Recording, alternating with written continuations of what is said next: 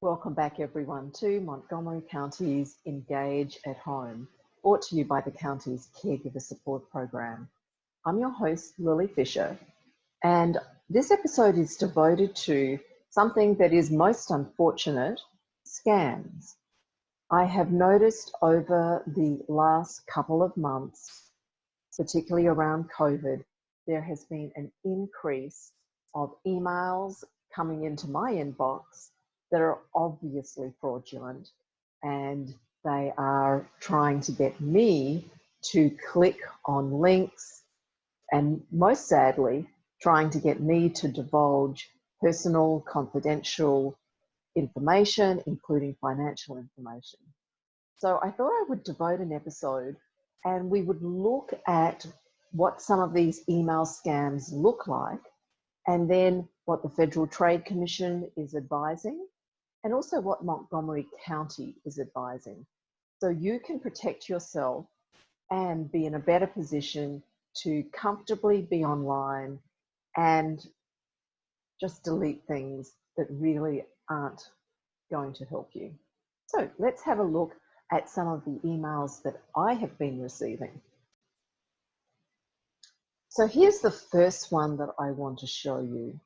This one came to my email and it was congratulations from PayPal, and it didn't really give much information besides what's on this screen, but it did say in the subject line that PayPal wanted to give me a gift card. It had my contact details, and you can see there's a couple of click here items. So to start with, I knew that was fraudulent because physically it completely looks different than anything I've ever received from PayPal before. And secondly, looking up at the email it came from, it didn't even come from PayPal. It came from a company that has no relationship to PayPal. So this is an example of a fraudulent email. And what it's doing is it's trying to get you excited by this idea of getting a gift card.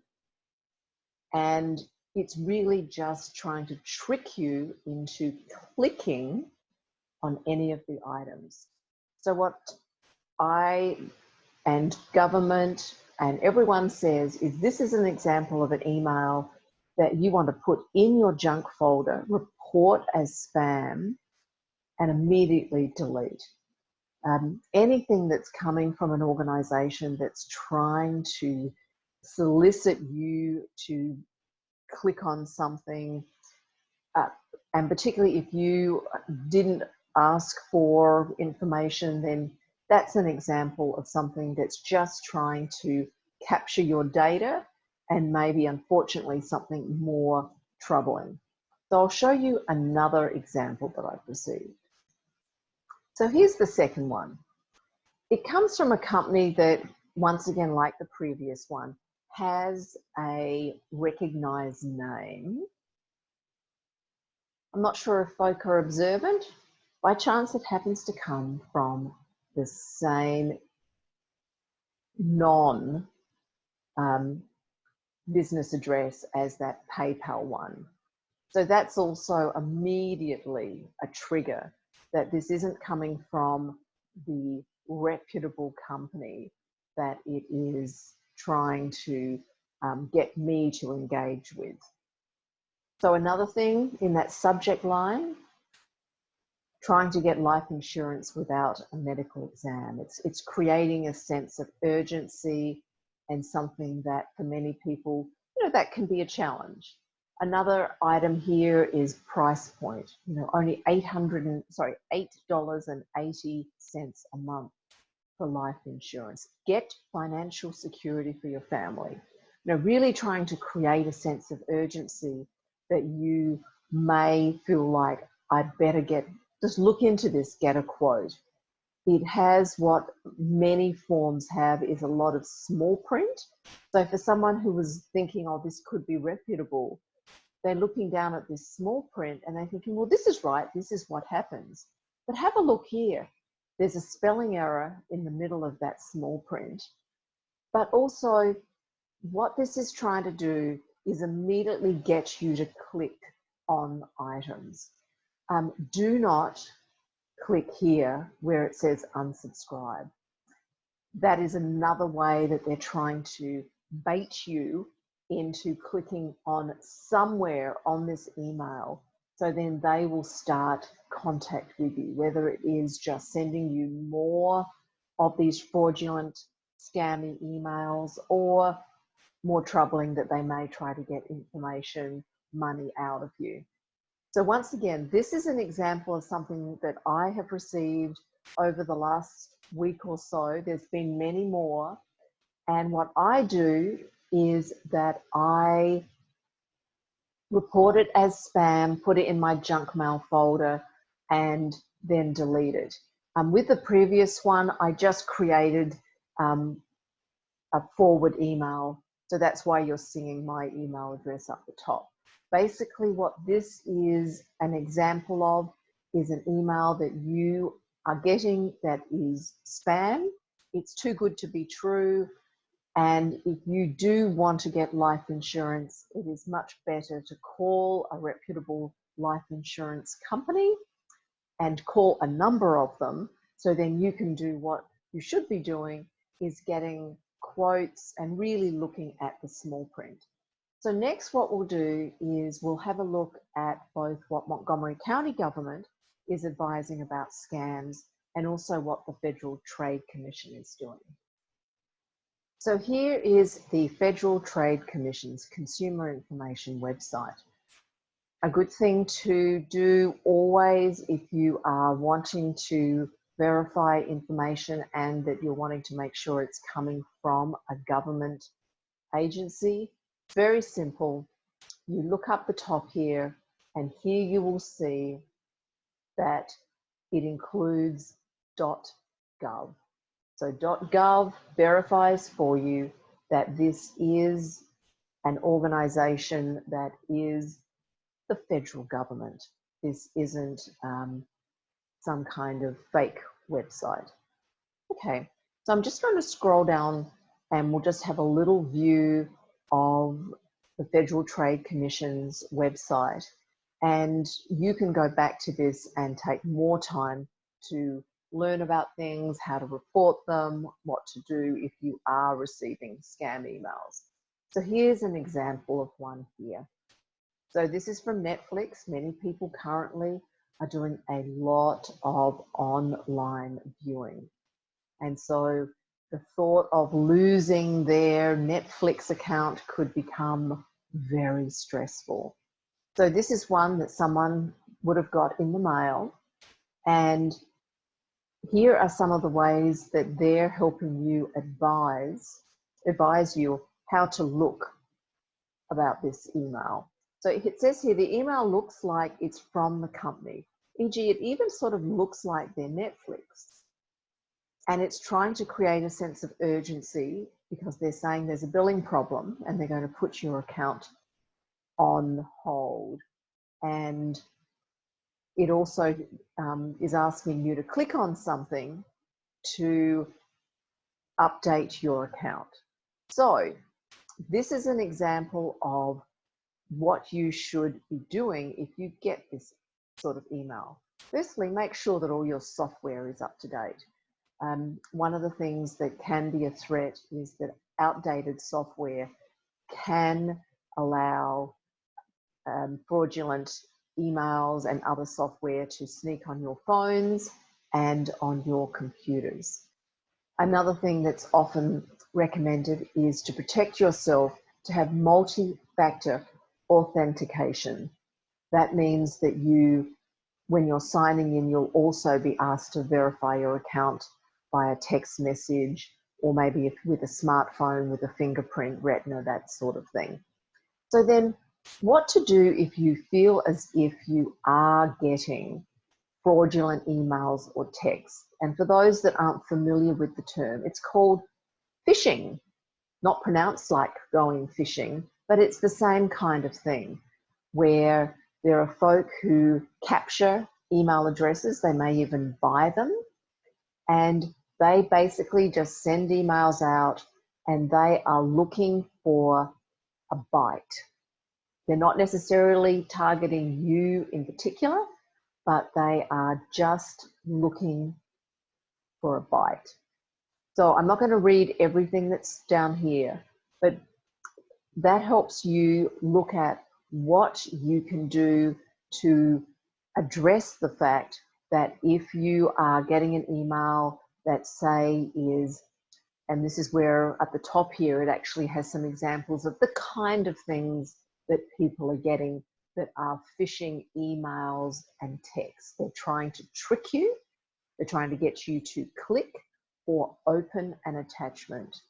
And they're basically saying, oh, maybe there's been attempts to log into your account. Work with us and we'll try to fix that up. Another one is payment, that there is some kind of problem with your account and they're going to help you repair that. Maybe they're saying that we need more personal information about you to maybe give you a gift or help to ensure that your bill goes through. And on that note, fake invoices, completely fraudulent invoices that have basically just been created to look like a real invoice, but in reality, it's just fake. Here's another one wanting you to click on a link to make a payment. And then sadly, at the moment, we have this thing which is associated with the government payments that are being sent out. There is no need for anyone to need to register. There is no need for you to start any kind of new process with the government. And if you do get an email that you are still not sure about, then if it's from the tax office, contact the tax office. I'm going to show you how to contact your local consumer affairs, so you don't necessarily have to feel as if you are contacting the federal government. And then lastly, which is what all of the examples that I showed you, it's something to do with a coupon and free stuff. Those are the ones that I received, and those can be very, very tempting. So on the Federal Trade Commission's website, very simple up here, I'll include that with the link. It's got about privacy, identity, and online security, and then you also can look at scams. It actually will step you through a number of sort of scams that are out there, and sadly there are many, and this first page is just March the 19th. So please know that you are not alone. You are experiencing the same kind of challenge that other people are facing in relation to scams. And that's why we are having an episode especially devoted to scams, because what we want to do is really help you be a savvy consumer and have it that if you receive something through the email or text, you just feel totally comfortable. Report it as junk mail, report it as a scam, and then delete it. On some people's phones and also on your email account, you may be able to also block emails coming from specific addresses. Sadly, a lot of these scammers are very smart at working around that. Never, and please, I've heard of people who think that they can outsmart a criminal. Firstly, why? Why would you waste your time? But don't try to outsmart a criminal, because these people are criminals. Don't engage in telephone conversation. Don't engage in backwards and forwards emailing. Your time is valuable, your money is valuable, and your safety is valuable. What you want to do is delete and don't get involved. So let's have a look at what's happening in Montgomery County with how you can report incidents that you're concerned about and get local guidance. So here we are on Montgomery County's Office of Consumer Protection. Up the top, you'll see that it is a .gov website. I'm going to include that link in the Engage at Home webpage. And so this is taking you to the main Montgomery County Government's Office of Consumer Protection webpage.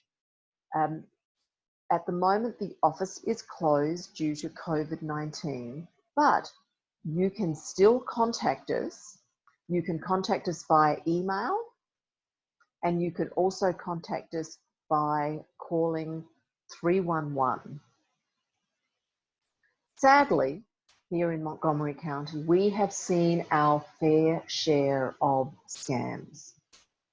So I wanted to take you to the local website because many people may feel more comfortable contacting a local office rather than trying to report something to the Federal Trade Commission. So right here you see recent scams and alerts. And there are so many scams associated with COVID, whether it's some kind of special potion or product, or even something that is like a vaccine, or sadly trying to get health supplies that you, even if it's something like trying to get a health supply that you may have trouble getting because of COVID. Sadly, people who have diabetes and other illnesses may be experiencing challenges, and scammers are out there trying to take advantage of that.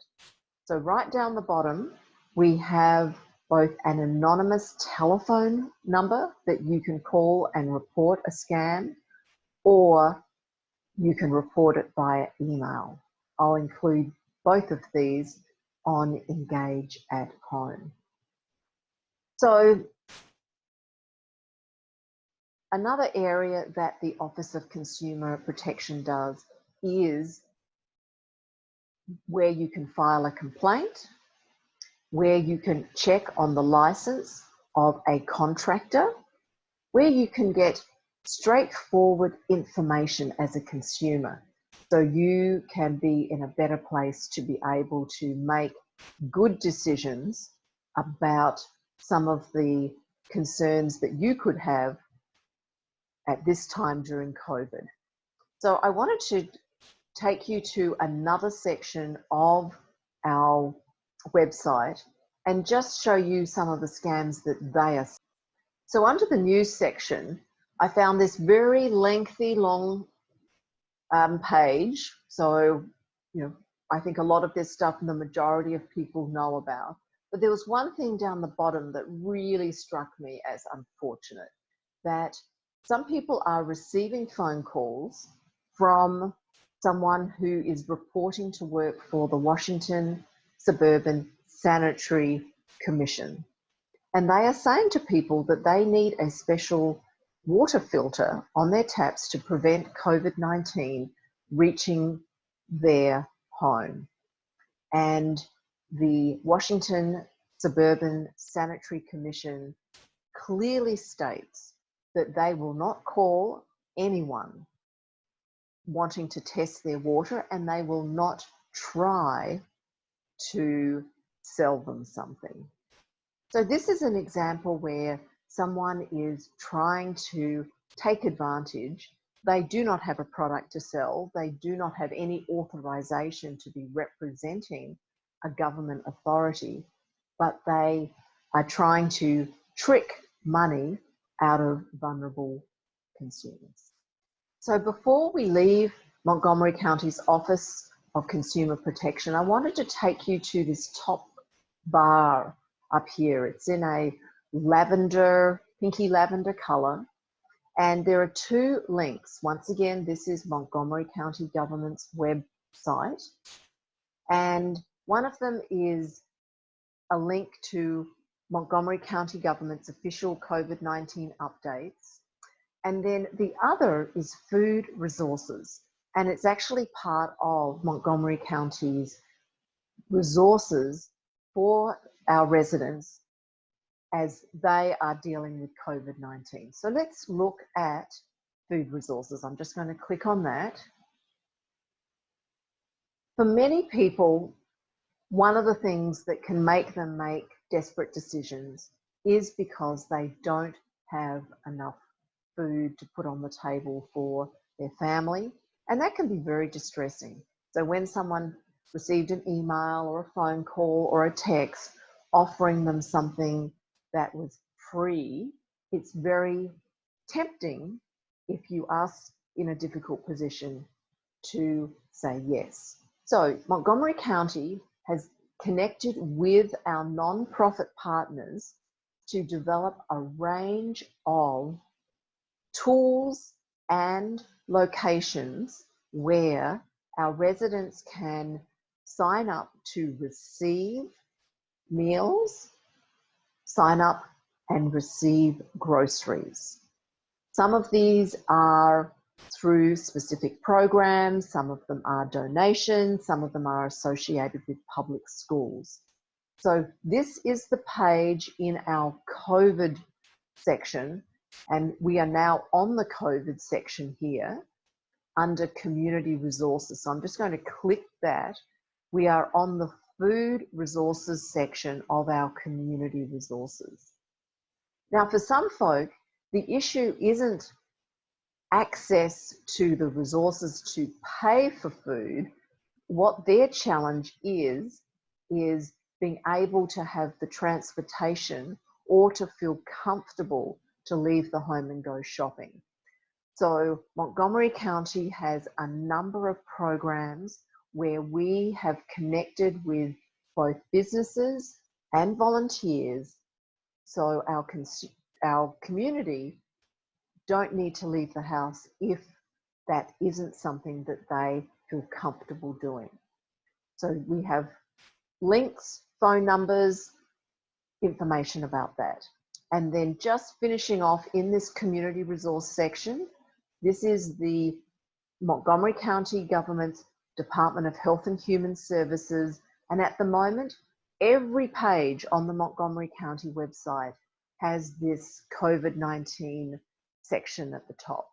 If you scroll down to where there is a heart and it says county resources, that's where you will be able to find ways that Montgomery County government and our partners are working together to help people remain safe and secure during this challenging time. So I want to thank you again for taking the time to visit Montgomery County's Engage at Home. Not the most uplifting episode, I know, but it's most important. If you, a family member, a friend, encounters one of these type of scams, whether it's the phishing scam, whether it's a phone call, whatever it is that is wanting to take advantage of our residents during this challenging time, hang up on them, report it, delete it, don't engage with it. I really mean that quite seriously. These people are criminals, and what they will do is really attempt to take advantage of you, really whatever it takes. So this is Lylie Fisher signing off from Montgomery County's Engage at Home. Keep calm and be well.